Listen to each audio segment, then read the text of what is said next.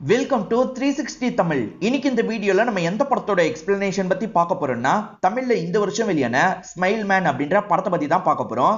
இது ஒரு பக்காவான கிரைம் த்ரில்லர் படம்னு சொல்லலாம். இந்த படத்துல சரத்குமார் தான் லீட் ரோல் பண்ணிருப்பாரு. ஸ்டார்டிங்ல இருந்து எண்டிங் வரைக்கும் சூப்பரா கொண்டு போயிருப்பாங்க. நீங்க எதிர்பார்க்காத ட்விஸ்ட் அண்ட் டர்ன்ஸ்லாம் இந்த கதையில வச்சிருப்பாங்க. கண்டிப்பா இந்த படம் உங்க எல்லாருக்குமே பிடிக்கும் நம்புறேன். எக்ஸ்பிளனேஷனுக்குள்ள போறதுக்கு முன்னாடி வீடியோக்கு ஒரு லைக்க போடுங்க. அது மூலியமா இந்த வீடியோ இன்னும் நிறைய பேர்கிட்ட கொண்டு போய் சேர்க்கப்படும். மேற்கொண்டு டைம் வேஸ்ட் பண்ணாம நம்ம நேரடியா எக்ஸ்பிளனேஷனுக்குள்ள போயிடலாம். படத்தோட ஸ்டார்டிங் சீனே சிதம்பரம்னு ஒருத்தரை காட்டுறாங்க. இவர் தான் இந்த படத்தோட ஹீரோவா இருப்பாரு. இவரை பொறுத்த வரைக்கும் சில வருஷத்துக்கு முன்னாடி ஒரு ஆக்சிடென்ட் ஆயிருக்கும். அந்த ஆக்சிடென்ட்ல இருந்து இவர் கொஞ்சம் பாதிக்கப்பட்ட நிலைமையில தான் இருக்காரு. இப்ப யாரோ காலிங் பெல் அடிக்கிற சவுண்ட் கேக்குது. இவருமே வந்து கதவை திறக்கிறாரு. டாக்டர் லேடி தான் இந்த இடத்துக்கு வந்திருக்காங்க. வீட்டுக்கெல்லாம் வராதீங்கன்னு எத்தனை வாட்டி சொல்லியிருக்கேன், ஏன் வீட்டுக்கு வந்தீங்கன்னு கேக்குறாரு. ஒரு முக்கியமான விஷயத்த சொல்றதுக்காக தான் வந்திருக்கேன்னு சொல்லிட்டாங்க. ஆக்சிடென்ட்ல இருந்து இப்பதான் கொஞ்சம் கொஞ்சமா ரெக்கவர் ஆயிட்டு இருக்காரு. அதுக்குள்ள இவருக்கு அல்சைமர் ப்ராப்ளம் வந்துருது. இதுக்கப்புறம் உங்களுக்கு பாஸ்ட் எல்லாம் கொஞ்சம் கொஞ்சமா மறக்க ஆரம்பிச்சிடும். நீங்க அதுக்குள்ள பண்ணணும்னு நினைக்கிற விஷயத்த பண்ணிக்கோங்க. நீங்க வேற ஏதாவது வேலை செஞ்சீங்கன்னா சீக்கிரமா உங்களுக்கு எல்லாமே மறந்து போயிடும். அதனால இதுக்கப்புறம் வேலை எல்லாம் பண்ணாதீங்க, ரெஸ்ட் எடுங்க அப்படின்ற மாதிரிலாம் இவங்க சொல்றாங்க. இவருமே சரின்ற மாதிரிலாம் ஏத்துக்கிட்டு இவங்களை இங்க இருந்து அனுப்பி விடுறாரு. இவரை பொறுத்த வரைக்கும் புக் எழுதிடலாம்னு நினைக்கிறாரு. இவர் போலீஸ் நிறைய கேஸை சால்வ் பண்ணிருப்பாரு. அதெல்லாம் இவரோட ஞாபகத்துல இருக்குல்ல, இப்பயே நம்ம புக் மாதிரி எழுதிடலாம்னு யோசிக்கிறாரு. இப்ப இவர் விசாரிச்ச கேஸை பத்தி எல்லாம் எழுதுறாரு. அந்த கேஸை இவர் எப்படிலாம் சால்வ் பண்ணாரு அப்படின்ற மாதிரிலாம் எழுதுறாரு. ஒரு வழியா இந்த புக்கையும் எழுதி முடிச்சிடுறாரு, பப்ளிஷும் பண்ணிடுறாரு. டிபார்ட்மெண்ட்ல இவரை பாராட்டணும்னு நினைக்கிறாங்க. அதனால ஒரு ஃபங்க்ஷன் மாதிரி ஏற்பாடு பண்ணி இவரை பாராட்டுறாங்க. மீடியாட்களும் இந்த ஃபங்க்ஷனுக்கு வந்திருக்காங்க. இப்ப இவர் இருக்காரு பாத்தீங்களா, ஸ்டேஜ் கிட்ட வந்து பேச ஆரம்பிக்கிறாரு. எதனால இந்த புக்கை எழுதி இருக்கிறதா சொல்லிட்டாரு. கொஞ்ச நாள்ல எனக்கு எல்லாமே மறந்துடும். அதுக்குள்ள நான் பண்ண விஷயத்த ரெக்கார்ட் பண்ணணும்னு நினைச்சேன். அதுக்காக தான் இந்த புக்கை எழுதி இருக்கன்ற மாதிரிலாம் சொல்றாரு. இப்ப வந்திருக்க மீடியாட்கள் ஹீரோ கிட்ட சில கேள்வி எல்லாம் கேக்குறாங்க. ஆக்சுவலா ஹீரோக்கு சீனியரா ஒருத்தர் இருப்பாரு. அவர் பேரு மாணிக்கம் அப்படின்றது. அவர் ஒரு சீரியல் கில்லர் கேஸ சால்வ் பண்ணிருப்பாரு. அவன் பேர் தான் ஸ்மைலி கில்லரா இருக்கும். சரி, அந்த கேஸ் தான் சால்வ் ஆயிடுச்சுல, ஆனா உங்க புக்ல சால்வ் ஆன மாதிரியே நீங்க எழுதல. அப்ப கில்லர் இன்னும் வெளியே தான் இருக்கானா? நீங்க அந்த கேஸை ஏமாத்தி தான் முடிச்சிங்களா அப்படின்ற மாதிரிலாம் கேள்வி கேட்கிறாங்க. இவருக்கு சட்டுன்னு என்ன சொல்றதுன்னு தெரியல. கொஞ்சம் நர்வஸ் ஆயிடுறாரு. இவரோட கையெல்லாம் நடுங்க ஆரம்பிக்குது. இப்ப பக்கத்துல இருக்கவங்க எல்லாம் கேள்வி கேட்டது போதும், கிளம்புங்கன்ற மாதிரிலாம் அங்க இருக்கவங்களை அனுப்பிட்டு இருக்காங்க. அதே சமயம் ஹீரோவையும் இங்க இருந்து அனுப்பி வைக்கிறாங்க. இப்ப ஹீரோ கிட்ட பேசுறதுக்காக ராகவன் ஒருத்தர் வந்திருக்காரு. ஹீரோக்கு மாணிக்கம்னு ஒரு சீனியர் இருந்ததா சொன்ன பாத்தீங்களா, அந்த மாணிக்கத்தோட பையனா தான் இந்த ராகவ் இருப்பாரு. நான் தான் மாணிக்கத்தோட பையன்ற மாதிரிலாம் அறிமுகம் ஆகுறாரு. நானே உங்களை வீட்டுல டிராப் பண்றேன்ற மாதிரி கார்ல கூட்டு போயிட்டு இருக்காரு. என்னோட அப்பா அந்த கில்லரை கொன்னுட்டாருன்ற மாதிரி தான் கேஸ் முடிஞ்சது. ஆனா நீங்க ஏன் சார் புக்ல அதை பத்தி எழுதல? அப்ப என்னோட அப்பா கொல்லலையா? என்னதான் சார் நடந்தது அப்படின்ற மாதிரிலாம் இவர் கேட்கிறாரு. ஆனா ஹீரோ அதை பத்தி எதுவுமே சொல்ல மாட்டாரு. இவன் வீட்லயே டிராப் பண்றதா சொல்றான். ஆனா ஹீரோ இருக்கார்ல, எனக்கு வழியிலேயே வேலை இருக்கு, நான் இங்கேயே இறங்கிக்கிறேன் அப்படின்ற மாதிரி வழியிலேயே இறங்கிடுறாரு. ஆனா எந்த வேலையும் செய்ய மாட்டாரு. நேரா இவரோட வீட்டுக்கு தான் வராரு. எதுக்காக ராகவ வீட்டுக்கு கூப்பிடலன்றது தெரியல. இப்ப சாவி எங்கன்னு தேடுறாரு. இப்பயே மறக்க ஸ்டார்ட் ஆயிருது போல. ரொம்ப நேரம் தேடுறாரு. அதுக்கப்புறம் தான் சாவியை கண்டுபிடிக்கிறாரு. உங்களுக்கு கொஞ்சம் கொஞ்சமா மறக்க ஆரம்பிச்சிடும், ரெக்கார்ட் பண்ணி வச்சுக்கோங்கன்னு டாக்டர் சொல்லியிருப்பாங்க. ஹீரோவும் ரெக்கார்ட்லாம் பண்ணி வச்சுக்கிறாரு. ராகவ் இருக்கார்ல, டிபார்ட்மெண்ட்ல ஜாயின் பண்றதுக்காக தான் வந்திருக்காரு. ஒரு பெரிய பொசிஷன்ல ஜாயின் பண்றதுக்காக தான் வந்திருக்காரு.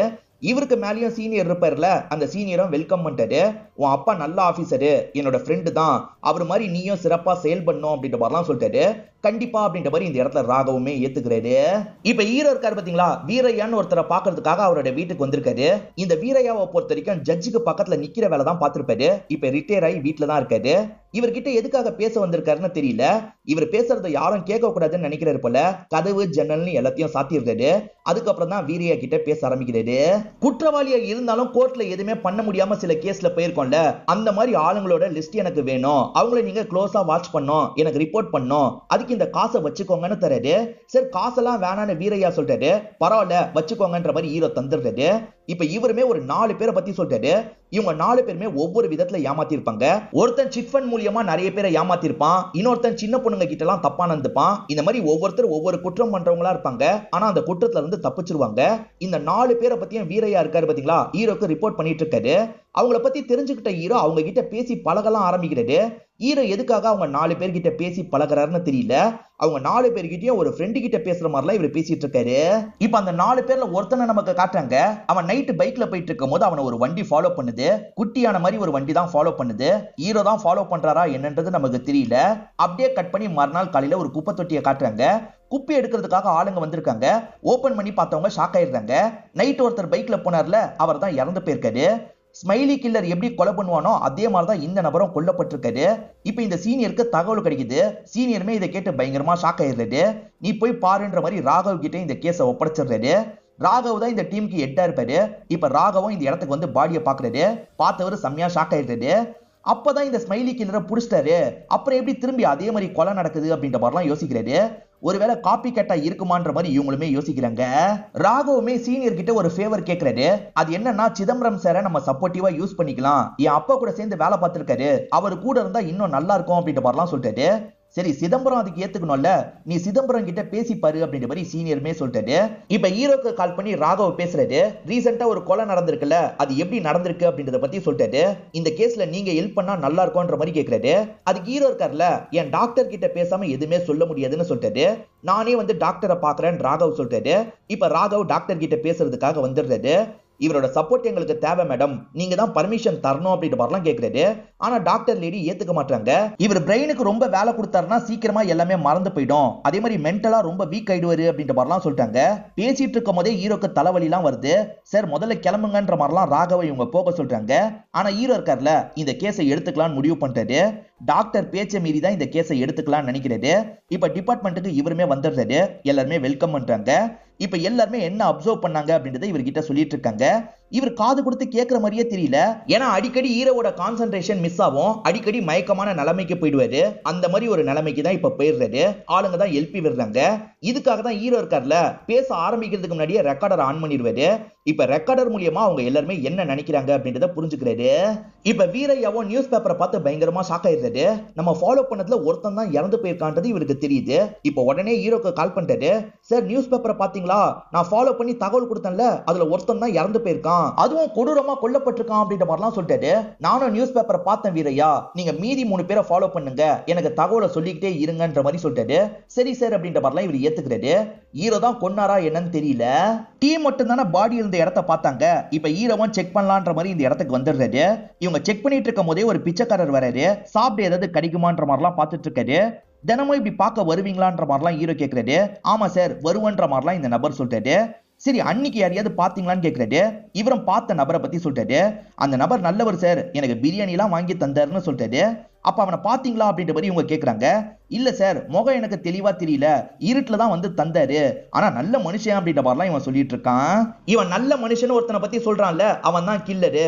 இவன் குப்பை தொட்டியை பார்க்க கூடாதுன்றதுக்காக தான் இவனுக்கு பிரியாணியை வாங்கி தந்திருக்கான். குப்பை தொட்டியில பாடியை போட்டு போயிருக்கான். பக்கத்துல இருக்க சிசிடிவி எல்லாம் செக் பண்ணி பாருங்க அப்படின்ற மாதிரி ஹீரோவும் டீம் கிட்ட சொல்றாரு. ஹீரோ வீட்டோட காலிங் பெல்ல யாரோ அடிக்கிறாங்க. யாருன்னு பாக்குறதுக்காக வெளியே வரும்போது தான் வீரையா வந்துட்டு கிளம்புறது தெரிய வருது. இப்ப இவருமே கோவமா வீரையா கிட்ட பேசுறதுக்காக வராரு. என் வீட்டு பக்கம் வரவே கூடாது, போன் மூலியமா மட்டும் தானே பேசணும்னு சொல்லியிருக்கேன், எதுக்காக வீட்டுக்கு வந்தீங்க அப்படின்ற மாதிரிலாம் திட்டுறாரு. சார் இல்ல சார், ஒரு முக்கியமான தகவலை சொல்றதுக்காக தான் வந்தேன்னு சொல்லிட்டாரு. எந்த தகவலையும் நீங்க இப்ப சொல்ல வேணாம், முதல்ல இங்க இருந்து கிளம்புங்க அப்படின்ற மாதிரிலாம் ஹீரோ கோவப்படுறாரு. ஹீரோ யாரையும் வீட்டுக்குள்ள விடக்கூடாதுன்னு நினைக்கிறாரு போல. ஏன் எதுக்குன்றது இப்ப தெரியல. கதை போக போக உங்களுக்கே இந்த விஷயம் எல்லாம் புரிஞ்சிடும். இப்ப ஹீரோவும் டாக்டரை பார்த்து ரிப்போர்ட் வாங்குறதுக்காக வந்திருக்காரு.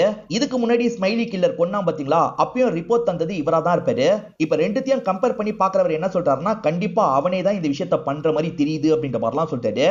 என்னன்னா, வாய்கிட்ட இருக்க சதையெல்லாம் எடுத்துருவான், பார்க்கும் போது சிரிச்ச மாதிரியே தெரியும், அப்படிதான் அவன் கொலை பண்ணுவான் போல. சரின்ற மாதிரி ஹீரோவும் கேட்டுட்டு இங்க இருந்து கிளம்புறாரு.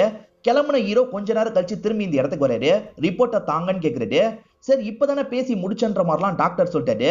அப்பதான் ஹீரோக்கு புரியுது, ஏற்கனவே வந்து வாங்கிட்டோம் போல, மறந்து திரும்பி வந்திருக்கோன்ற மாதிரிலாம் யோசிக்கிறாரு. ஹீரோக்கு ஒரு ப்ராப்ளம் இருக்குல்ல, அதனால தான் இந்த மாதிரி பண்றாரு.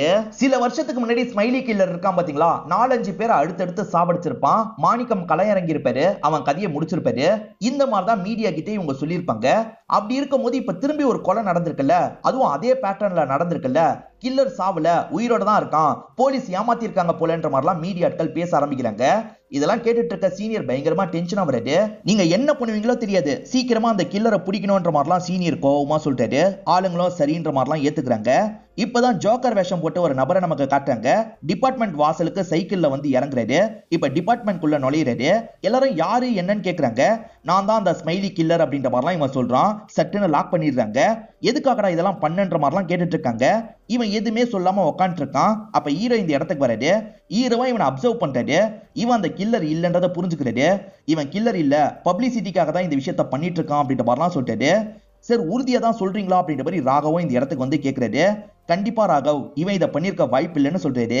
என் அப்பா உண்மையான கில்லரை கொன்னுட்டாருன்னா இப்ப கொன்னுட்டு இருக்கவன் யாருன்ற மாதிரிலாம் ராகவ் கேக்குறாரு.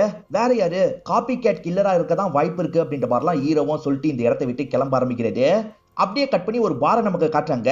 அந்த 4 பேர்ல ஒருத்தன் இங்க குடிச்சிட்டு இருக்கான். இப்ப இங்க இருந்து கிளம்பலான்னு காரை எடுத்துட்டு கிளம்புறான். இவனை ஃபாலோ பண்றது தானே வீரியாவோட வேலை. இவருமே ஃபாலோ பண்றாரு. இவர் ஃபாலோ பண்ணிட்டு இருக்கும் போது இவரை யாரோ ஃபாலோ பண்ற மாதிரி நமக்கு காட்டுறாங்க. ஸ்டார்டிங் ஒரு குட்டியான வந்த மாதிரி காமிச்சாங்கல்ல, அந்த குட்டியானதான் இவரை ஃபாலோ பண்ணிட்டு இருக்கு. யாரோ ஃபாலோ பண்ற மாதிரியே இவருக்கு தோணுது. அதே மாதிரி இவரு ஃபாலோ பண்ண நபரையே மிஸ் பண்ணிடுறாரு. சரி, நாளைக்கு காலையில இருந்து ஃபாலோ பண்ணுவோம், இப்ப வீட்டுக்கு போவோன்ற மாதிரி வீரையா யோசிக்கிறாரு. இப்ப கிளம்பி இவரோட வீட்டுக்கு வந்துடுறாரு. கொஞ்சம் பதட்டமா இருக்கிறதுனால தண்ணி எல்லாம் குடிச்சிட்டு இருக்காரு. அப்பன்னு பார்த்து யாரோ கதவை தட்டுறாங்க. இவர் கதவை திறக்காமையே யாருன்னு கேக்குறாரு. நான் தான் சிதம்பரம் அப்படின்ற மாதிரி சொல்லிட்டாங்க. இவருக்கு டவுட் வருது. உடனே சிதம்பரத்துக்கு கால் பண்ணிட்டாரு. பார்த்தா ஹீரோ வீட்டுல தான் இருக்காரு. என்ன சொல்லுங்கன்னு கேக்குறாரு. சார் உங்க பேரை சொல்லி யாரோ கதவை தட்டிட்டு இருக்காங்கன்னு சொல்றாரு. அவசரப்பட்டு கதவை திறந்துடாதீங்க, நான் வரேன்னு சொல்றாரு. அப்பன்னு பார்த்து பேக் டோரா அவன் திறந்துடுறான். அந்த கதவு திறந்தே தான் இருக்கு போல. இப்ப வீரையாவும் பயந்துகிட்டே யாருன்னு பாக்குறதுக்காக பக்கத்துல போயிட்டு இருக்காரு. சட்டுன்னு அந்த நபர் வீரையாவை அட்டாக் பண்றான் போல. வீரையா கத்துற மாதிரி சவுண்ட் கேக்குது. இதனால ஹீரோவும் அந்த இடத்துக்கு கிளம்பணும்னு நினைக்கிறாரு. இவர் கிளம்பி போயிட்டு இருக்கும் போது ஒரு சின்ன பொண்ணோட ஞாபகம்லாம் வருது. அந்த சின்ன பொண்ணு யாரு, ஹீரோக்கும் அந்த பொண்ணுக்கும் என்ன சம்மந்தம் தெரியல. இவர் பதட்டமா இப்ப கார்ல வந்துட்டு இருக்காரு. வீரியாவோட வீடு எங்க இருக்குன்னே இவருக்கு கன்ஃபியூஸ் ஆயிருது. கொஞ்சம் கொஞ்சமா மறக்கணும்னு சொன்ன பாத்தீங்களா, அதுதான் இப்ப நடந்துட்டு இருக்கு. இவர் தப்பான வீட்டை கதவை தட்டிடுறாரு. வீரையான்னு யாருமே இல்லைன்ற மாதிரி அவங்க சொல்றாங்க. வீரையா எதிர கத்துற சவுண்ட் இன்னமும் கேட்டுட்டு இருக்கு. இவருமே எப்படியாவது கரெக்டான வீட்டை கண்டுபிடிச்சிடணும்னு யோசிக்கிறது. இப்ப கரெக்டான வீட்டுக்கு தான் இவர் வந்திருக்காரு. நமக்கு கரெக்டான வீடுன்னு தெரியும், ஆனா ஹீரோ கன்ஃபியூஷன்லயே தான் கதவை தட்டுறாரு.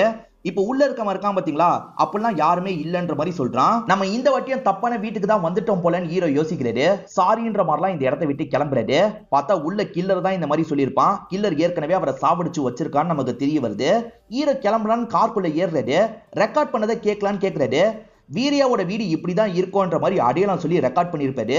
இந்த வீடும் அதே அடையாளத்துல தானே இருக்குன்னு கவனிக்கிறது. இப்பதான் அங்க ரத்தம் சிந்தி இருக்கிறத பாக்குறாரு. வீட்டுக்குள்ள இருக்கவன் கில்லர் தான் போல அப்படின்ற மாதிரி வேகமா இவருமே வீட்டுக்குள்ள ஓடி வராரு. ஆனா இவர் வரும்போது வீரையாவும் இல்ல, அந்த கில்லரும் இல்ல. அப்படியே கட் பண்ணி துணி கடையில இருக்க ராகவ நமக்கு காட்டுறாங்க. இவருக்கு நிச்சயம் முடிஞ்சிருக்கும். பொண்ணு கூட துணி எடுக்கிறதுக்காக தான் வந்திருக்காரு. அப்பதான் ஹீரோ கிட்ட இருந்து கால் வருது. அந்த கில்லர் அடுத்த கொலையை பண்ணிட்டான், பாடி பக்கத்துல எங்கேயாவது கிடைக்க வாய்ப்பு இருக்கு, நீங்க எல்லா இடத்தையும் அலாட் பண்ணுங்க அப்படின்ற மாதிரி சொல்லிட்டாரு. சரி மாதிரி ராகவ் ஏத்துக்கிறாரு. இப்ப டீம் கிட்ட எல்லாம் தகவலை சொல்லிடுறாரு. எல்லா இடத்துலயும் பயங்கரமா செக்கிங் எல்லாம் பண்ணிட்டு இருக்காங்க. இப்ப செக்கிங் பண்ணிட்டு இருக்க ஆபீசருக்கு வீட்ல இருந்து போன் கால் வருது. அப்படி போன் பேசிட்டு இருக்கும் போதுதான் ஆட்டோல வர ஒருத்தர் இருக்கான் பாத்தீங்களா, உள்ள இருந்து பாடி எடுத்து ஒரு இடத்துல போடுறான். இந்த விஷயத்தை இவருமே கவனிச்சிடுறாரு. வாங்க பிடிக்கணும்ன்ற மாதிரி சொல்லிட்டாரு. இப்ப எல்லாருமே சேர்ந்த மாதிரி அந்த ஆட்டோ காரனை லாக் பண்ணிடுறாங்க. சார் சத்தியமா நான் பண்ணல சார் அப்படின்ற மாதிரிலாம் இவன் சொல்றான். நமக்கு ஒரு குட்டி அணியை காட்டுவாங்க பாத்தீங்களா, அது இப்பதான் ஹீரோ இருக்கிற இடத்துக்கு வந்துட்டு இருக்கு. ஹீரோவும் அதை செக் பண்ணலாம் நினைக்கிறாரு. அதுக்குள்ள சார் பாடி கிடைச்சிருச்சு அப்படின்ற மாதிரி தகவல் கிடைக்குது. அதனால இவருமே இந்த குட்டி அணியை செக் பண்ணாமையே விட்டுறாரு. ஆனா போயிட்டு இருக்க குட்டி யானையில இருக்கமா இருக்கான்ல, ஒரு ஸ்மைலி பால போட்டுட்டு போறான். இவன் தான் கில்லர் போல அப்படின்ற மாதிரி இவருமே துரத்த ஆரம்பிக்கிறாரு. ஆனா அவன் சட்டுன்னு வண்டி எடுத்து இங்க இருந்து தப்பிச்சு போயிடுறான். இந்த ஆட்டோ டிரைவர் பாடி எப்படி வந்ததுன்னே எனக்கு தெரியாது சார், தயவு செஞ்சு என்ன விட்டுருங்கன்ற மாதிரிலாம் கேட்கிறாரு. ஆனா ஆளுங்க நம்பாம பயங்கரமா அடிச்சிட்டு இருக்காங்க. ஆனா ஹீரோ இருக்கார்ல, கில்லரோட வண்டியை நான் பார்த்தேன், இவன் கில்லரா இருக்க வாய்ப்பு இல்லைன்ற மாதிரிலாம் சொல்லிட்டாரு. ஆனா பாடி இவன் வண்டியில தானே இருக்குன்ற மாதிரி ஆளுங்க சொல்லிட்டாங்க. சரி இவன் வண்டி எங்கெல்லாம் போயிருக்குன்றத செக் பண்ணுங்க அப்படின்ற மாதிரி இவர் சொல்லிட்டாரு. அவன் எங்கெல்லாம் போனான்றத சொல்றான். அந்த இடத்துல இருக்க சிசிடிவி எல்லாம் இவங்க செக் பண்றாங்க. அப்படி செக் பண்ணும் போதுதான் ஒரு விஷயத்தை இவங்க கவனிக்கிறாங்க. அவன் ஒரு சிக்னல்ல நின்னுட்டு இருக்கான். அப்ப பக்கத்துல வேற ஒரு வண்டி வருது, புகையெல்லாம் போட்டு விடுது. அந்த புகையில இவனுக்கு வாந்தியே வந்திருக்கும். இவனுமே கொஞ்சம் தள்ளி போய் வாந்திலாம் எடுத்துட்டு இருக்கான். அந்த கேப்ல தான் கில்லர் இருக்கான் பாத்தீங்களா, இவன் வண்டியில பாடியை வச்சிருக்கான். இவன் லேட்டா தான் அந்த பாடியை பார்த்திருப்பான். உடனே டிஸ்போஸ் பண்ணணுன்றதுக்காக தான் ஒரு இடத்துல போட்டுட்டு போயிருப்பான். அந்த வண்டியில இருக்கவனை கவனிச்சியான்ற மாதிரி கேக்குறாங்க. கவனிக்கல சார், ஆனா உள்ள ரேடியோ ஓடிட்டு இருந்தது, நானே வருவேன்ன்ற சாங்க தான் அவன் கேட்டுட்டு இருந்தான் அப்படின்ற மாதிரிலாம் சொல்லிட்டு அவனை அனுப்பி விட்டுறாங்க. இப்ப ராகவுக்கு அப்பா சீரியல் கில்லரை கொல்லலன்றது தெரிஞ்சிருது. என் அப்பா உண்மையான சீரியல் கில்லரை கொல்லல சார், இவன் தானே அந்த உண்மையான கில்லரு, சொல்லுங்கன்ற மாதிரிலாம் கேட்கிறாரு. ஆனா ஹீரோ இவன் கேட்கிற எந்த கேள்விக்கும் பதில் சொல்ல மாட்டாரு. அப்படியே கட் பண்ணி கில்லரை நமக்கு காட்டுறாங்க. நானே வருவேன் அப்படின்ற சாங்க தான் அவன் கேட்டுட்டு இருக்கான். அவன் ஃபேஸை நமக்கு இப்ப கூட தெளிவா காட்ட மாட்டாங்க. இங்கதான் படத்தோட இன்டர்வல போடுறாங்க. ரெண்டாவதா கொல்லப்பட்டது வீரையா இல்ல, வீரையாவை பத்தி ராகவும் விசாரிச்சுட்டு இருக்காரு. பேத்தி தான் தாத்தாவை பத்தி சொல்லிட்டு இருக்காங்க. தாத்தா ரீசெண்டா எனக்கு நிறைய காசு தந்தாரு ஃபீஸ் கட்டுறதுக்கு அப்படின்ற மாதிரிலாம் சொல்லிட்டாங்க. இப்ப இவங்க உள்ள போய் செக் பண்ணலாம் செக் பண்றாங்க. அப்ப நிறைய காசு ஒரு இடத்துல கிடைக்குது, ஒரு ஃபைலும் கிடைக்குது. சார் அவர் எப்பவுமே சீக்கிரட்டா வைக்கிற இடத்துல இதுதான் கிடைச்சது அப்படின்ற மாதிரி ஃபைல தராங்க. இவருமே அந்த ஃபைல பார்த்து ஷாக் ஆயிடுறாரு. ஏன்னா கொல்லப்பட்டவனோட பேர் அதுல இருக்கு. 4 பேரை இவர் க்ளோஸா வாட்ச் பண்ணிருக்காருன்னு தெரியுது. அதே சமயம் சிதம்பரத்துக்கிட்ட அடிக்கடி பேசியிருக்காருன்னு தெரிய வருது. ரெண்டாவதா கொல்லப்பட்டிருக்க வீரையா உங்களுக்கு தெரிஞ்சவர் தானே அப்படின்ற மாதிரி ராகவ் கேட்கிறாரு. ஈரவும் ஆமான்னு சொல்றாரு. அந்த வீரையா 4 பேரை ஃபாலோ பண்ணிருக்காரு, நீங்க சொல்லிதான் கண்டிப்பா ஃபாலோ பண்ணிருக்காரு. எதுக்காக சார் இந்த விஷயத்தெல்லாம் பண்ணிட்டு இருக்கீங்க? உண்மையான கில்லர் சாகலன்னு உங்களுக்கு தெரிஞ்சிருக்கு, அதை ஏன் சார் இத்தனை வருஷம் நீங்க மறைச்சிங்க அப்படின்ற மாதிரிலாம் இவர் கோவமா கேட்டுட்டு இருக்காரு. என் அப்பாவை பத்தி நான் தெரிஞ்சுக்கணும் சார், சொல்லுங்கன்ற மாதிரி கேட்கிறாரு. ஈரவும் சொல்லலாம் அப்படின்ற மாதிரி இவரோட அப்பாவை பத்தி சொல்ல ஆரம்பிக்கிறாரு. இப்பதான் மாணிக்கத்தோட பிளாஷ்பேக் நமக்கு காட்டுறாங்க. மாணிக்கத்தை பொறுத்த வரைக்கும் ஹீரோக்கு சீனியர், அதே மாதிரி மென்டரா இருப்பாரு. மாணிக்கம் ரிட்டையர் ஆகிற ஸ்டேஜுக்கு வந்துடுறாரு. இது வரைக்கும் இவர் எடுத்த எல்லா கேஸையும் சால்வ் பண்ணிருப்பாரு. இப்பதான் ஸ்மைலி கில்லரோட கேஸ் வந்திருக்கு, அதை மட்டும் இவரால சால்வ் பண்ண முடியல. இவர் பயங்கரமா கஷ்டப்பட்டு இருக்காரு. நான் போகும்போது நல்ல பேரோட போனோம், அதுக்கு இந்த கேஸை எப்படியாவது சால்வ் பண்ணும் அப்படின்ற மாதிரி சொல்றாரு. கவலைப்படாதீங்க சார், நம்ம எப்படியாவது சால்வ் பண்ணிடலாம் அப்படின்ற மாதிரி ஹீரோவும் சப்போர்ட்டிவா பேசுறாரு. மாணிக்கத்துக்கு மேல் இடத்துல இருந்து பயங்கரமா பிரஷர் வந்துட்டு இருக்கு. இப்படியேதான் நாட்கள் ஓடிட்டு இருக்கு. திடீர்னு ஒரு நாள் மாணிக்கம் இருக்காரு பாத்தீங்களா, நான் கில்லரை கொன்னுட்டேன்ற மாதிரி மீடியாட்கள் எல்லாம் வர வச்சிருக்காரு. மீடியாட்கள் கிட்ட பேட்டி மாதிரி தந்துட்டு இருக்காரு. இதை கவனிச்சிட்டு இருக்க ஹீரோ இருக்காருல, சொன்ன மாதிரியே ஷேர் பண்ணிட்டாரு அப்படின்ற மாதிரிலாம் யோசிக்கிறாரு. கொஞ்ச நாள் கழிச்சு ஹீரோவை பார்க்கறதுக்காக ஒரு லேடி வீட்டுக்கு வந்திருக்காங்க. அந்த லேடி சில விஷயங்கள் இந்த இடத்துல சொல்ல ஆரம்பிக்கிறாங்க. இவங்க ஹஸ்பண்டை பொறுத்த வரைக்கும் குற்றவாளியா இருப்பாரு. அந்த குற்றவாளியை பார்க்கறதுக்காக தான் அந்த சார் வந்திருக்காரு. அவங்க கிட்ட 10 லட்சம் ரூபாய் தந்திருக்காரு, எனக்கு ஹெல்ப் பண்ணு அப்படின்ற மாதிரிலாம் பேசியிருக்காரு. ஹஸ்பண்டுமே இந்த காசை வச்சுக்கோன்னு ஒய்ஃபு கிட்ட தந்துட்டு போயிருப்பாரு. அவர் தான் ஸ்மைலி மேன்ன்ற மாதிரி கொலை பண்ணி வச்சிருக்காரு. என் ஹஸ்பண்ட் கில்லர்லாம் இல்ல சார், ஏமாத்தி அவர் காலி பண்ணிட்டாரு அப்படின்ற மாதிரிலாம் இவங்க சொல்றாங்க. நீ கவலைப்படாம போமா, நான் கண்டிப்பா உனக்கு நீதி வாங்கி தரேன்ற மாதிரிலாம் சொல்லிட்டாரு. சார் ஏன் சார் இப்படி பண்ணீங்க? அவன் ஸ்மைலி கில்லர் இல்லன்னு உங்களுக்கும் தெரியும், வேணும்ட்டே தானே இப்படி பண்ணீங்கன்னு கேக்குறாரு. என் பேரை காப்பாத்திக்க என்ன பண்றதுன்னு தெரியல, அதனாலதான் இந்த மாதிரி ஒரு விஷயத்த பண்ணிட்டேன், தயவு செஞ்சு யார்கிட்டயும் சொல்லாத, நான் வாங்கின பேர் எல்லாமே ஒரே நாள்ல போயிடும் அப்படின்ற மாதிரிலாம் இவர் சொல்லிட்டாரு. அதனால ஹீரோவும் சொல்ல வேணான்ற மாதிரி நினைக்கிறாரு. இப்ப பார்ட்டி மாதிரி பண்றாங்க, எல்லாருமே இந்த ஆபீசரை பாராட்டுறாங்க. ஆனா ஹீரோக்கு மட்டும் இவர் பண்ணதை நினைச்சு கோவமா இருக்கு. இப்ப ஆபீசருக்கு போன் கால் வருது, போய் பேசுறாரு. பேசினவர் என்ன நினைக்கிறாருன்னு தெரியல. ஹீரோவை பக்கத்துல கூப்பிடுறாரு. ஹீரோ என்ன விஷயம்னு கேக்குறாரு. அந்த உண்மையான ஸ்மைலி கில்லர் தான் பேசுறான், நான் ஏமாத்தி கேஸ முடிச்சது அவனுக்கு கோவத்தை வர வச்சிருக்கு போல, அதனால தான் மீட் பண்ணணும்னு கூப்பிடுறான் அப்படின்ற மாதிரி சொல்லிட்டாரு. இப்ப டீமையும் கூட்டு போக முடியாது, ஏன்னா டீமை கூட்டு போனா கில்லர் இன்னும் சாவலியான்ற மாதிரி கேள்வி வரும்ல. இவர் தயங்குறாரு. அதனால ஹீரோ நான் கூட வரேன்னு சொல்லிட்டாரு. இப்ப 2 பேருமே சேர்ந்த மாதிரி அந்த இடத்துக்கு வந்துடுறாங்க. அந்த கில்லர் எங்கன்னு தேடிட்டு இருக்காங்க. அப்படி தேடிட்டு இருக்க மாணிக்கம் இருக்காருல, திடீர்னு ஹீரோவையே ஷூட் பண்றதுக்காக வராரு. ஹீரோ உயிரோட இருந்தா என்னைக்குனாலும் இந்த விஷயத்தை வெளியே சொல்லிடுவார்ல, அதனாலதான் ஹீரோ கதையை முடிக்கிறதுக்காக கூட்டு வந்திருக்காரு. ஹீரோவை ஷூட் பண்ணலாம் நினைக்கிறதுக்குள்ள ஹீரோ தடுத்து சண்டை போடுறாரு. இப்ப ஹீரோ தப்பிக்கிறதுக்காக அவரை ஷூட் பண்ணிடுறாரு. அவருமே புல்லட் வாங்கி உருண்டு கீழே போய் விழுந்துட்டு இருக்காரு. சரி கீழே போனவரை பார்க்கலான்னு ஹீரோ கீழே வந்துட்டு இருக்காரு. ஆனா அதுக்குள்ள உண்மையான கில்லர் இருக்கான் பாத்தீங்களா, அவரோட பாடியை இங்க இருந்து கொண்டு போயிட்டு இருக்கான். இவன் தான் உண்மையான கில்லர் போலன்னு ஹீரோ யோசிக்கிறாரு. அவனை பிடிக்கணும்ன்ற மாதிரி கார்ல பின்னாடி ஃபாலோ பண்ணி போயிட்டு இருக்காரு. அப்படி போயிட்டு இருக்கும் போதுதான் ஹீரோக்கு ஏடகுடமா ஆக்சிடென்ட் ஆயிருக்கும். இந்த ஆக்சிடென்ட்ல தான் இவர் காயப்பட்டு ட்ரீட்மெண்ட்லாம் எடுத்திருப்பாரு. உன் அப்பா பாடியை ஒருத்தன் கொண்டு போனான்ல, அவன் தான் கில்லரா இருக்க வாய்ப்பு இருக்குன்ற மாதிரிலாம் ஹீரோ சொல்லிட்டு இருக்காரு. ஆனா இவர் சொல்றதை நம்புறதா வேணாமான்ற மாதிரி ராகவுக்கு டவுட்லாம் வருது. ஏன்னா இவர் அப்பா மேல இவருக்கு ரொம்ப நம்பிக்கைலாம் இருக்கும். ஹீரோ தப்பானவரா இருந்துட்டா என்ன பண்றது அப்படின்ற மாதிரிலாம் யோசிக்கிறாரு. இப்ப கூட்டி கழிச்சு பார்க்கும்போது ஹீரோ மேலதான் இவங்களுக்கு நிறைய டவுட் வருது. காரணம் ஸ்டார்டிங் ஒரு 4-5 பேர் கொல்லப்பட்டாங்க பாத்தீங்களா, அவங்க எல்லாருமே ஹீரோக்கு வேண்டியவங்களா இருப்பாங்க. அது எப்படி ஹீரோக்கு வேண்டியவங்க மட்டும் கொல்லப்படுறாங்க? ஹீரோ தான் கொலை பண்ணிருக்க வாய்ப்பு இருக்குன்னு நினைக்கிறாரு. இப்ப கொல்லப்பட்டவங்களும் ஹீரோ பழகினவங்களா தான் இருப்பாங்க. வீரையா கூட பழகி இருப்பாரு. அந்த 4 பேர்ல ஒருத்தங்கிட்டயும் பழகி இருப்பாரு. ஹீரோ யார்கிட்ட எல்லாம் பழகுறாரோ அவங்க தான் கொல்லப்படுறாங்க. ஹீரோ பெட் ரெஸ்ட்ல ஒரு 2 வருஷம் இருந்தாரு. அந்த 2 வருஷம் எந்த ஒரு கொலையும் நடக்கல. ஹீரோ திரும்பி ரெக்கவர் ஆனோன்னு கொலை நடக்குது. சோ ஹீரோ தான் இந்த விஷயத்த பண்ணிட்டு இருக்காரு. ஹீரோவை வீட்டு காவல்ல வைக்கணும் அப்படின்ற மாதிரி சொல்லிட்டாரு. ஆளுங்களும் சரின்ற மாதிரிலாம் இந்த இடத்துல ஏத்துக்கிறாங்க. ஹீரோவை பொறுத்த வரைக்கும் கல்யாணம் ஆகாதவரா இருப்பாரு. ஆனா மாலதின்னு ஒரு லேடியை கல்யாணம் பண்ணிக்கிறதுக்கு பிளான் வச்சிருப்பாரு. அந்த மாலதிக்கு ஒரு சின்ன பொண்ணு இருப்பாங்க. அவங்களும் ஸ்மைலி கில்லர்னால கொல்லப்பட்டிருப்பாங்க. அந்த பொண்ணை கொன்னதே கூட ஹீரோவா இருக்க வாய்ப்பு இருக்கு. நம்ம ஹீரோவை கவனமா வாட்ச் பண்ணணும்னு சொல்றாரு. ஹீரோ வெளியே போலான்னு பார்த்தா ஆளுங்க விட மாட்டாங்க. இதெல்லாம் என்னது அப்படின்ற மாதிரி ஸ்ரீஜா கிட்ட இவர் கால் பண்ணி கேட்கிறாரு. ஸ்ரீஜா இருக்காங்கல்ல, சார் நீங்க வீட்டு காவல்ல தான் கொஞ்ச நாள் இருக்கணும்ன்ற மாதிரி சொல்லிட்டாங்க. நான் டாக்டரை பார்க்கணும், அங்கதான் போய் பார்க்கணும்ன்ற மாதிரி சொல்லிட்டாரு. சரி அதுக்கு வேணா பர்மிஷன் வாங்கி தரேன்ற மாதிரி சொல்றாங்க. இப்ப பர்மிஷன் வாங்கின ஹீரோவும் டாக்டரை பாக்குறதுக்காக வந்துட்டாரு. டாக்டர் கிட்ட மீடியாட்களை இந்த இடத்துக்கு வர வைங்கன்னு சொல்லிட்டாரு. இப்ப டாக்டருமே மீடியாட்களுக்கு தகவலை கொடுத்து வர வச்சிடுறாங்க. வந்த மீடியாட்கள் இருக்காங்கல்ல, சார் ஏற்கனவே கில்லரை கொலை பண்ணிட்டோம்னு சொன்னது பொய் தானே சார், இவன் தானே அந்த கில்லர்ன்ற மாதிரிலாம் கேக்குறாங்க. அதுக்கு ஹீரோ இருக்கார்ல, இவன் உண்மையான கில்லர் கிடையாது, உண்மையான கில்லர் எப்பயோ இறந்து போயிட்டான், இவன் காப்பி கேட் கில்லர் தான் அப்படின்ற மாதிரிலாம் பேட்டி தந்துட்டு இருக்காரு. இவர் பேட்டி தரத சீனியரும் பாக்குறாரு. சீனியர் கிட்ட உண்மையான கொலைகாரன் தான் கொலை பண்ணிட்டு இருக்கான்னு சொல்லியிருப்பாரு. ஆனா மீடியாட்கள் கிட்ட காப்பி கேட் கில்லர்னு சொல்லிட்டாரு. இவனை புரிஞ்சுக்கவே முடியலையன்ற மாதிரி சீனியரும் புலம்புறாரு. இப்ப எதுக்காக சார் இந்த மாதிரி பேட்டி தந்திருக்கீங்க, ராகவ் சார் நீங்க தான் கொலைகாரனா இருக்க வாய்ப்பு இருக்குன்னு சந்தேகப்படுறாரு. இப்ப எனக்கும் அந்த சந்தேகம் தான் வருது அப்படின்ற மாதிரிலாம் இவங்க சொல்றாங்க. இவங்க கிட்ட எல்லா விஷயத்தையும் சொல்லணும்னு இவர் நினைக்கிறாரு போல. அதுக்கு முன்னாடி கதவெல்லாம் சாத்தணும்ன்ற மாதிரி கதவை சாத்துறதுக்காக போறாரு. இவர் பேசுறத யாரும் கேட்க கூடாதுன்னு நினைக்கிறாரு. எல்லாவற்றையும் ஹீரோ இதை பண்ணிருப்பாரு. நீங்க நோட் பண்ணிருந்தீங்கன்னா தெரிஞ்சிருக்கும். என் கூட பழகுறவங்க தான் கொல்லப்படுறாங்கன்னு ராகவ் சொன்னது 100% உண்மைதான். 3 கொலைகள் நடந்ததுக்கு அப்புறம் தான் இந்த விஷயம் எனக்கு புரிய ஆரம்பிச்சது. அதனால தான் நான் ஆக்சிடென்ட்க்கு அப்புறம் யாரையும் பெருசா சந்திக்கல.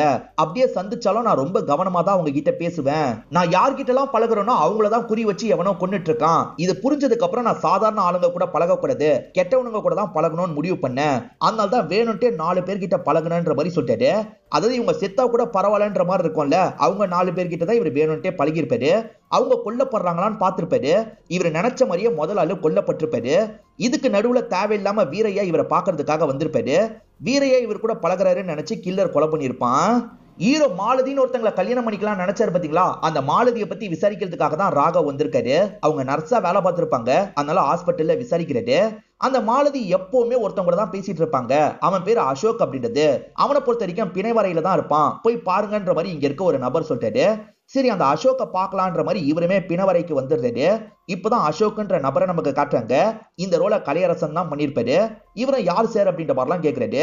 இங்க மாலதின்னு ஒரு நர்ஸ் வேலை பார்த்தாங்கல்ல, அவங்களும் நீயும் ரொம்ப க்ளோஸ் ஆமே, அவங்கள பத்தி விசாரிக்கிறதுக்காக தான் வந்திருக்கேன்னு சொல்லிட்டாரு. மாலதி என்னோட தங்கச்சி மாதிரி அப்படின்ற மாதிரி இவர் சொல்லிட்டாரு. மாலதி பொண்ணு அந்த ஸ்மைலி கில்லர் கொலை பண்ணிட்டான் சார், அதனால தாங்கிக்க முடியாம சூசைட் பண்ணி இறந்து போயிட்டா, இவ்வளவுதான் எனக்கு தெரியும்ன்ற மாதிரிலாம் சொல்லிட்டாரு. வேற ஏதாவது தெரிய வந்தா எனக்கு கால் பண்ணு அப்படின்ற மாதிரி ராகவும் நம்பரை தந்துட்டு இங்க இருந்து கிளம்புறாரு. ராகவ் போனதுக்கு அப்புறம் தான் இந்த அசோக் இருக்காருல ஓபன் பண்ணி பாக்குறாரு. வாய்கிட்ட இருக்க தோலெல்லாம் கிழிச்சு வச்சிருக்காரு. இவர் தான் ஸ்மைலி கில்லர்ன்ற மாதிரி நமக்கு காட்டுறாங்க. அப்படியே கட் பண்ணி ஹீரோவும் ஸ்ரீஜாவும் பேசிட்டு இருக்கிறத நமக்கு காட்டுறாங்க.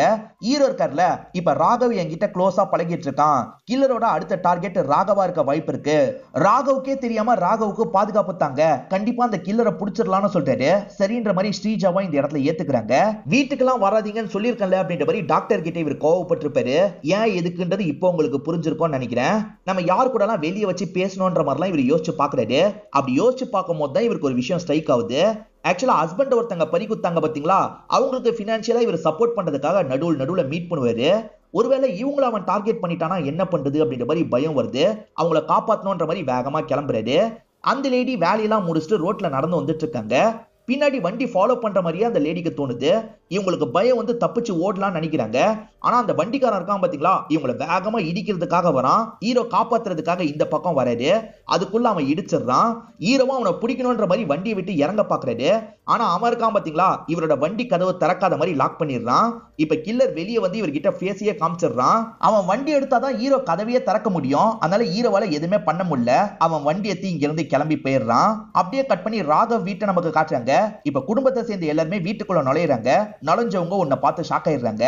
கடைசியா ஒரு லேடியை கொண்டான் பாத்தீங்களா, ராகவ் வீட்டுல தான் தொங்கவே விட்டுருக்கான். இதை பாக்குற எல்லாருமே ஷாக் ஆயிடுறாங்க.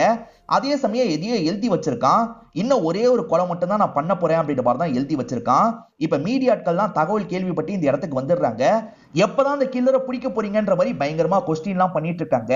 அப்படியே கட் பண்ணி அந்த கில்லரை நமக்கு காட்டுறாங்க. அசோக் தான் கில்லர்னு தெரிஞ்சிருச்சுல.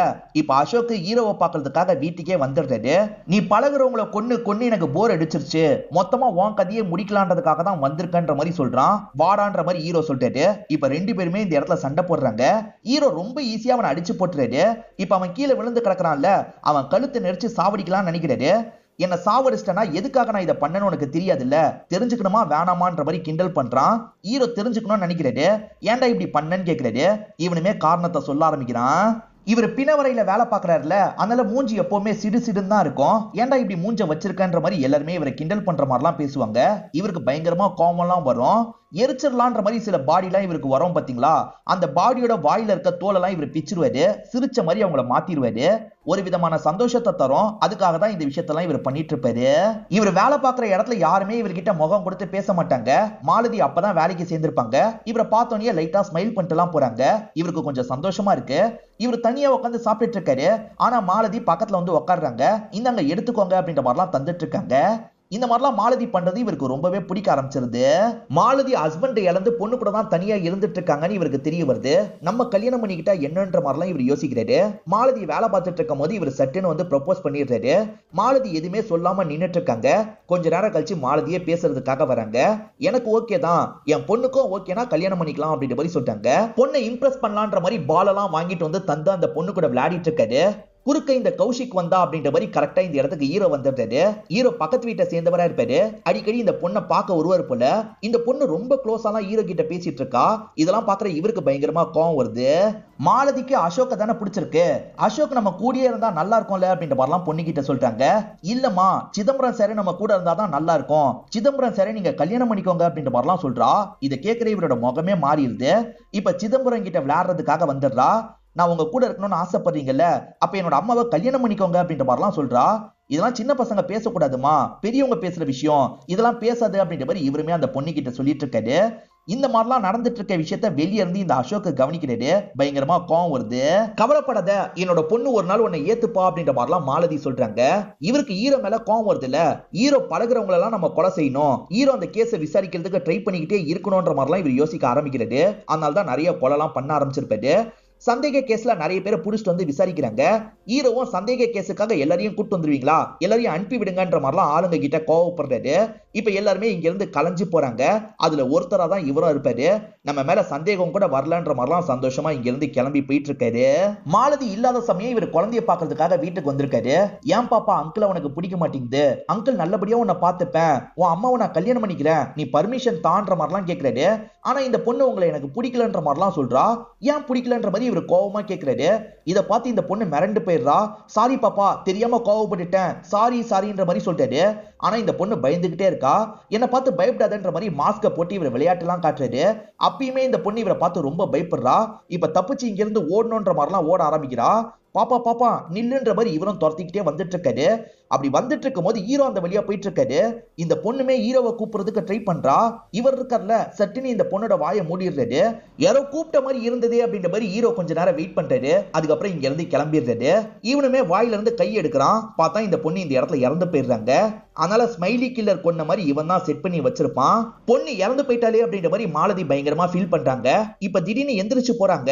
எங்க எந்திரிச்சு போறான்ற மாதிரி இவருமே ஃபாலோ பண்ணி வராரு. பார்த்தா பொண்ணு இறந்த துக்கத்துல மாலதி இருக்காங்கல்ல, தூக்கு மாட்டி இறந்து போயிடுறாங்க. மாலதி ஏன் இப்படி பண்ண அப்படின்ற மாதிரி இவருமே பயங்கரமா இந்த இடத்துல ஃபீல் பண்ணிட்டு இருக்காரு. நீ மட்டும் எங்க லைஃப்க்கு நடுவுல வரலன்னு வச்சுக்கோ, எல்லாமே நான் நினைச்ச மாதிரி நடந்திருக்கும் அப்படின்ற மாதிரிலாம் இவன் கோவமா சொல்லிட்டு இருக்கான். இப்ப ஹீரோவும் இவன் கூட சண்டை போடுறதுக்காக வராரு. ரெண்டு பேருமே மாத்தி மாத்தி பயங்கரமா இந்த இடத்துல சண்டை எல்லாம் போட்டுட்டு இருக்காங்க. இப்ப ஸ்ரீஜா இருக்காங்கல்ல, ராகவோ உட்கார வச்சு பேசுறாங்க. அடுத்த டார்கெட் நீயா இருக்க வாய்ப்பு இருக்குன்ற மாதிரி தான் ஹீரோ சந்தேகப்பட்டாருன்னு சொல்றாங்க. ஒருவேளை அந்த கில்லர் ஹீரோவே கொல்லலான்னு முடிவு பண்ணிட்டா நம்ம ஹீரோவை பாக்குறதுக்கு போனோன்ற மாதிரி ராகவ சொல்றாரு. கால் பண்ணா ஹீரோ போன் எடுக்க மாட்டாரு. அதனால வேகமா வீட்டுக்கிட்டே இவங்க போயிட்டு இருக்காங்க. ஹீரோ முதல்ல நல்லா சண்டை போட்டார்ல, இப்ப அடி வாங்கிட்டு இருக்காரு. கண்ணுல அவன் மண்ணு மாதிரி தூவி விட்டுறான். அதுலதான் இவர் கொஞ்சம் அடி வாங்க ஆரம்பிச்சிடுறாரு. இதுதான் கேப்ன்ற மாதிரி அவன் தப்பிச்சு போயிடுறான். ஆளுங்க வந்து அவன் யாருன்ற மாதிரி கேக்குறாங்க. அவன் யாருன்றது எனக்கு மறந்து போயிடுச்சு அப்படின்ற மாதிரி சொல்லிட்டாரு. இவருக்கு தான் கொஞ்ச நேரத்துக்கு ஒரு தடவை மறந்து போயிடும்ல, எல்லாமே மறந்து போயிருக்கும். ஆனா ஹீரோ புத்திசாலித்தனமா ஒரு விஷயத்த பண்ணிருப்பாரு. அவன் பேசுறதுக்காக வரும்போதே ரெக்கார்டர் ஆன் பண்ணிருப்பாரு. பேசுறத வச்சு யாருன்னு கண்டுபிடிச்சிட முடியும்ல. இவரும் பேசுனதை கேட்கறாரு. சோ பிணவரையில வேலை பார்க்குற அசோக் தான் இந்த விஷயத்த பண்ணிருக்கான்றது இவருக்கு தெரிய வந்துருது. இவர் வேகமா ஹாஸ்பிட்டலை விட்டு கிளம்புறாரு. ஹீரோ ஹாஸ்பிட்டலை விட்டு கிளம்பி இருக்காருன்னு ஆளுங்களுக்கு தெரிய வருது. ஆளுங்களும் பின்னாடியே போயிட்டு இருக்காங்க. இப்ப இவர் அசோக்க பாக்குறதுக்காக வந்துடுறாரு. என்ன திரும்பி வந்துட்டாரு அப்படின்ற மாதிரி அசோக் ஷாக் ஆகுறான். இப்ப ரெண்டு பேருமே பயங்கரமா சண்டை போட்டுட்டு இருக்காங்க. அசோக் இருக்கான்ல, இவரை போட்டு பயங்கரமா அடிச்சிடறான். ஹீரோக்கு அந்த பொண்ணு கூட விளையாண்டதெல்லாம் மைண்டுக்குள்ள ஓடிட்டு இருக்கு. ஹீரோவும் வெறித்தனமா சண்டை போடுறாரு. அசோக்கோட கதையை முடிச்சிடுறாரு. இப்ப மீடியாவை சந்திச்சு இவங்களுமே பேசுறாங்க. அசோக் தான் அந்த சீரியல் கில்லர் வேலையை பண்ணிருக்கான், அசோக் கதையை நாங்க முடிச்சிட்டோம் அப்படின்ற மாதிரிலாம் சொல்லிட்டு இருக்காங்க. சரி, சிதம்பரம் சார் எங்கன்ற மாதிரி மீடியாட்கள் எல்லாம் கேக்குறாங்க. அப்படியே கட் பண்ணி ஒரு ஹாஸ்பிட்டல்ல நமக்கு காட்டுறாங்க. மூளைக்கு ரொம்ப வேலை கொத்தீங்கன்னா எல்லாமே ஸ்பீடா மறந்து போயிடும் டாக்டர் லேடி சொன்னாங்கல்ல, இவருக்கு எல்லாமே மறந்து போயிருக்கும். இவர் கில்லரை பிடிச்சது மறந்து போயிருக்கும். அதே சமயம் இவர் யாருன்றதே இவருக்கு மறந்து போயிருக்கும். இப்ப ஹாஸ்பிட்டல்ல இவர் உட்கார்ந்து இருக்க மாதிரி காமிச்சு நமக்கு படத்தை முடிச்சிடுறாங்க. இந்த படத்துல வந்த ட்விஸ்ட் அண்ட் டர்ன்ஸ்லாம் உங்களுக்கு பிடிச்சிருக்கும்னு நம்புறேன். இந்த வீடியோ உங்களுக்கு பிடிச்சிருந்ததுன்னா லைக் பண்ணுங்க, கமெண்ட் பண்ணுங்க, மறக்காம 360 தமிழ் சேனலை சப்ஸ்கிரைப் பண்ணுங்க. தொடர்ச்சியா இந்த மாதிரி வீடியோக்கள் வந்துகிட்டே தான் இருக்கும்.